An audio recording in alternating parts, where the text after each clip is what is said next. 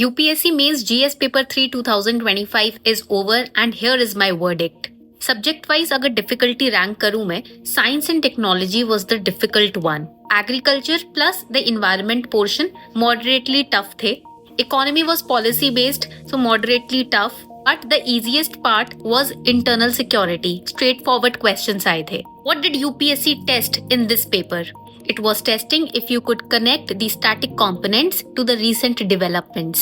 तो अगर आप सिर्फ NCERTs पे रिलाई करके गए हो, then it is going to be the toughest paper. But अगर आपने economic survey, current affairs, budget and environment reports को अच्छे से तैयार किया था, then this paper was manageable. But आप बोलोगे ma'am everybody is saying paper was tough. How can you say it was manageable? I am not denying that it was not tough. It was tough. Because topics like supply chain management, left-wing extremism, terrorism, multilateralism and protectionism, ITER के ऊपर question आया था. It was a good question by the way.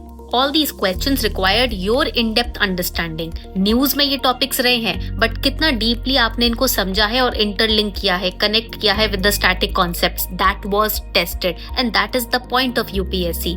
Manageable क्यों? क्योंकि कुछ topics ऐसे थे जो कि बजट और सर्वे में हमने पढ़े ही पढ़े थे. टफ क्यों? Because every question required in depth thinking.